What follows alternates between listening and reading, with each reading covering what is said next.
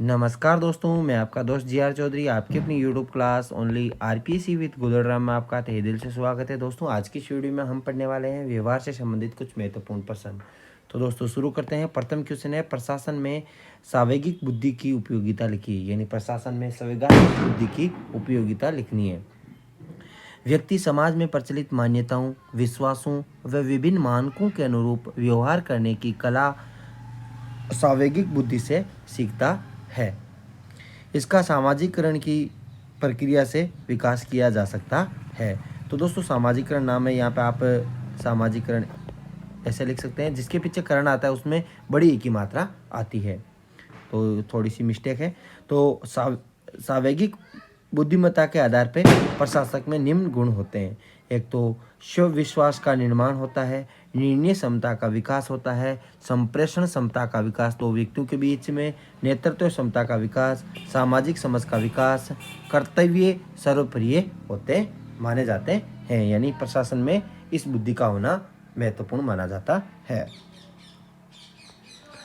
व्यक्तित्व के चार निर्धारित तत्व बताइए। तो व्यक्तित्व के चार निर्धारित तत्व, एक तो आंतरिक, एक बाह्य तत्व। आंतरिक में आप मान सकते हैं छोटा कद और शरीर में दुर्बलता।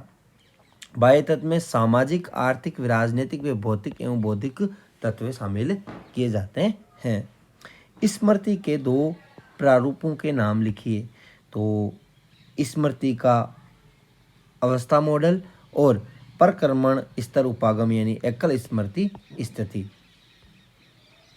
आंतरिक व बाह्य प्रेरणा अभिप्रेरणा को समझाइए। तो आंतरिक अभिप्रेरणा क्या है दोस्तों? मनुष्य की जन्मजात रुचियों पर आधारित प्रेरणा कौन सी है? आंतरिक अभिप्रेरणा।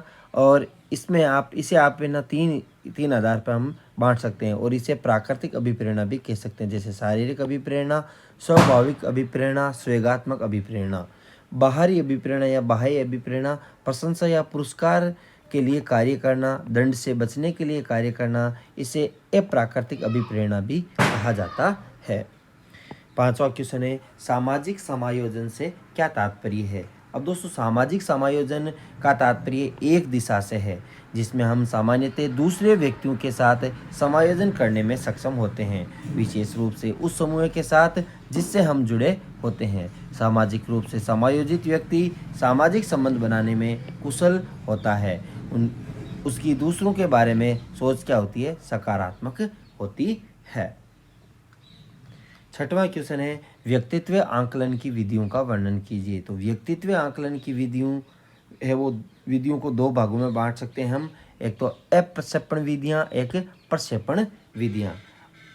अब दोस्तों अप्रक्षेपण विधियों को हम तीन भागों में बांट सकते हैं, आत्मनिष्ठ विधियां, वस्तुनिष्ठ विधियां और मनोविश्लेषणात्मक विधियां। और प्रक्षेपण विधियां कौन कौन सी आप देख सकते हैं। आत्मनिष्ठ विधियों के बारे में ये क्वेश्चन है, वो जो पिछली परीक्षा हुई थी RAS मेंस 2021 में ये क्वेश्चन पूछा गया था। तो विधियों के बारे में हमें पूछा जा सकता है कि आत्मनिष्ठ विधियां कौन कौन सी है। आत्मकथा, लेखक, प्रश्नावली, व्यक्ति, इतिहास, परिसूची, साक्षात्कार। वस्तुनिष्ठ में पूछा जाए तो निष्पादन, निर्धारण, समाजमिति, निरीक्षण और पारिस्थितिक परीक्षण। और मनोविश्लेषण में सौपन विश्लेषण, मुक्त सहचर्या विधि। अब दोस्तों रासो सही डब्बा परीक्षण, प्रासंगिक अंतर्बोध परीक्षण, बाल अंतर्बोध परीक्षण, शब्द सहचर्या परीक्षण, वाक्य पूर्ति परीक्षण, चित्रकोण परीक्षण, खेल व नाटक परीक्षण। अब दोस्तों इसके बारे में आपको आने वाले जो परीक्षा होगी मेंस की, उसमें आपको ये क्वेश्चन इनके बारे में, यदि आपको 2 नंबर का क्वेश्चन है, आपसे पूछा जा सकता है। अधिगम की शैलियों का वर्णन कीजिए। अब दोस्तों अधिगम की शैलियों के बारे में हमें पूछा है, तो अधिगमकर्ता सीखे जाने वाली प्रक्रिया पर ध्यान केंद्रित कर नई व जटिल क्रिया को सीखने के लिए मानसिक अंत्यक्रिया करता है। अधिगम की 3 शैलियां होती है, एक तो प्रत्यक्ष अधिगम, सूचना अधिगम, व्यक्तित्व आधारित अधिगम।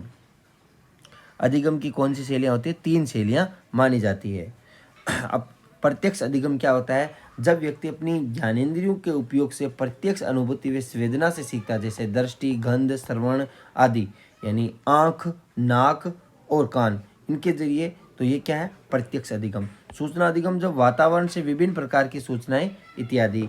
व्यक्तित्व आधारित अधिगम किसी व्यक्ति के द्वारा अपने वातावरण के साथ की गई अंत्यक्रिया के परिणाम स्वरूप किया गया अधिगम, क्योंकि प्रत्येक व्यक्ति अपने व्यक्तित्व के अनुसार वातावरण से क्या करता है, अंत्यक्रिया करता है। दोस्तों अगले वीडियो में हम पढ़ेंगे विधि के महत्वपूर्ण 7 प्रश्न। वीडियो अच्छा लगा हो तो वीडियो को लाइक एंड शेयर जरूर करें। Thanks for watching us.